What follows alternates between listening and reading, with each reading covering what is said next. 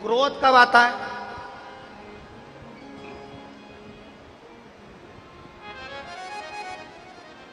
व्यक्ति निंदा कब करता है?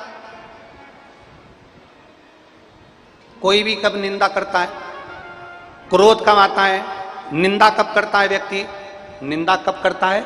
शिव महापुराण की कथा कहती है जैसे चावल की बोरी में चावल भरते जाओ, धान की बोरी में धान भरते जाओ, जब बोरी भरा जाती है, जब बारदान भरा जाता है, जब बोरा भरा जाता है तो उसमें से चावल नीचे गिरना प्रारंभ हो जाते हैं। धान की बोरी में धान भरो, कोठी में धान भरो, धान जब भरा जाता है तो नीचे झलकने लगता है, पानी भरा जाता है तो पानी झलकने लगता है। शिव महापुराण की कथा कहती है जब जल भरा गया तो जल झलकता है, भजन भरा जाता है तो भजन झलकता है, चावल भरा जाता है तो चावल झलकता है, धान भरा जाती है तो धान झलकती है। और शिव महापुराण की कथा कहती है जब अपने भीतर किसी दूसरे के प्रति ईर्ष्या भरा जाती है तो अपने मुख से निंदा झलकना प्रारंभ हो जाती है, अपने मुख से निंदा झलकना प्रारंभ हो जाती है। जब भीतर ईर्ष्या भरा जाती है, कूट कूट कर अंदर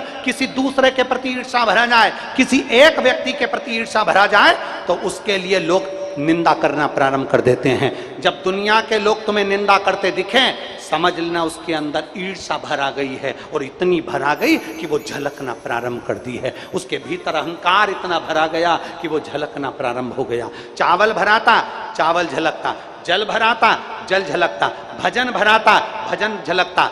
अगर किसी के अंदर सत्संग भरा जाता है, शिव पुराण भरा जाती है, सत्संग भरा जाता है, तो उसके मुख से सत्संग ही निकलता रहता है। यहाँ से जाते जाते भी लोग सत्संग करेंगे, आते आते भी सत्संग करेंगे, कथा चालू नहीं होगी उसके पहले भी भजन करेंगे और उसके बाद भी भजन करेंगे, क्योंकि उनके अंदर वो भरा हुआ है। अहंकार किसी के अंदर भरा गया तो अहंकार झलकेगा, और ईर्ष्या अगर भर गई है तो ईर्ष्या निंदा के रूप में झलकती है। तुरंत आपके अंदर किसी के प्रति ईर्ष्या है तो आप दूसरे की बुराई करना प्रारंभ करोगे, निंदा करना प्रारंभ करोगे, क्योंकि वो झलकेगी। क्रोध कब झलकता है?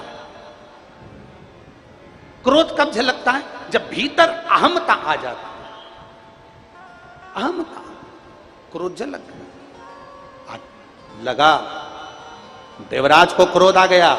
देवराज ने कहा मेरा तो शरीर में कष्ट हो रहा है, मेरे पास इतना धन, इतना वैभव, इतनी सत्ता, ये मुझे जानता क्या है, ये मुझे पहचानता क्या है, क्या जानता है? और क्रोध में आ गया देवराज, और वहां से उठकर चले गया बाहर, बेलपत्री के वृक्ष के नीचे जाकर बैठ गया, क्योंकि शरीर में ताप पड़ रहा था, चोरी का धन साथ में था। और इतने में देवराज के प्राण छूट गए। प्राण छूटे, देव अधिदेव महादेव नंदी लेकर आ गए और देवराज को नंदी पर बिठा कर ले गए। नंदी पर बिठा, श्राप दे रहे हैं, अपशब्द कह रहे हैं। सबसे ज्यादा अगर अपशब्द मिले हैं तो शंकर भगवान को मिले हैं, शिव को मिले। आज भी कई जगहों पर तो लोग शंकर भगवान के शिवलिंग को हर कुछ कह देते। अरे शिवलिंग, ये शिवलिंग है, इस पे जल मत चढ़ाओ। आज भी कई जगहों पर लोग भगवान शंकर के लिए अपशब्द कह देते हैं, ये तो गांजा पीते हैं, ये तो भांग पीते हैं, ये तो गंजेड़ी हैं, ये तो भंगेड़ी हैं। जो नहीं समझता वो बोलेगा।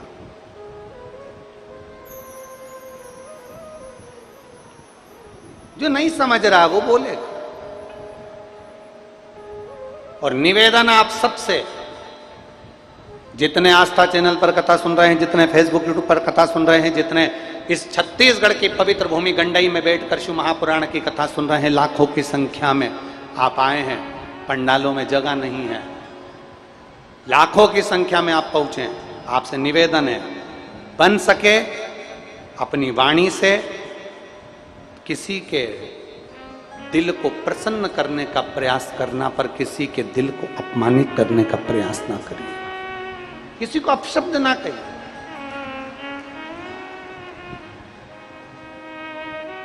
शिव महापुराण कथा कहती है अपने पास जो है हमें महादेव को समर्पित करना।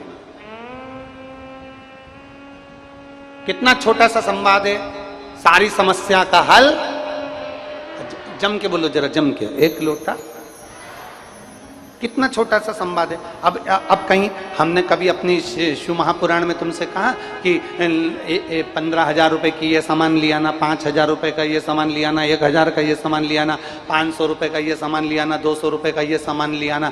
अपनी शिव महापुराण की कथा में हमने जब जब वर्णन करा तो केवल एक वर्णन करा है कि अपने नजदीक में, अपने घर के पास में जो शंकर का शिवालय हो, जो शिव मंदिर हो, वहां एक लोटा जल लेकर पहुंच जाना और अपने दिल की बात देवादिदेव महादेव से कहते हैं, जो नजदीक में। मेरे बाबा को, मेरे भोलेनाथ जी को जो तुम्हारे पास में है वो दीजिए। देवराज जैसी गलती मत करना कि चोरी का धन लेकर शिव के मंदिर में चले गया देवराज।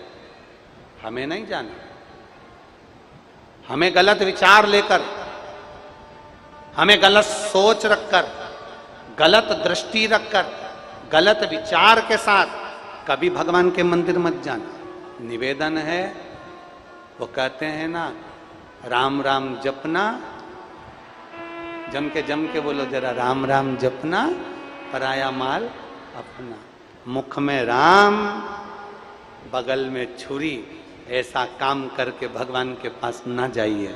एक तरफ तो मालूम पड़े तुम निंदा करो, बुराई करो, ईर्ष्या करो, गालियां दो, अपशब्द बोलो, ताने दो, दूसरे का बुरा करो, और दूसरी तरफ भगवान की भक्ति करो। उसमें श्रेष्ठता नहीं, उसमें श्रेष्ठता नहीं। अच्छा कर्म करते हो।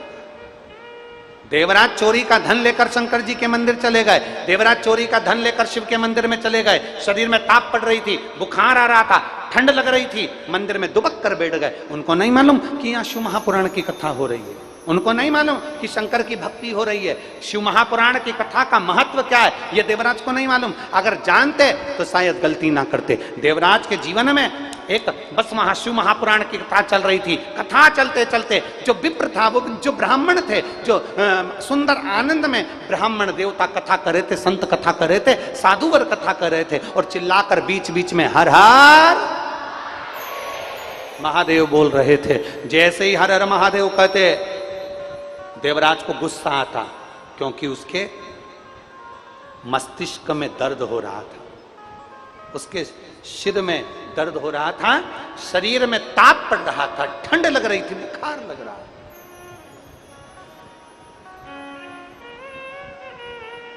क्रोध करने लगा। जैसे ही हर हर महादेव कहा तो क्रोध करने लगा, गुस्सा करने लगा।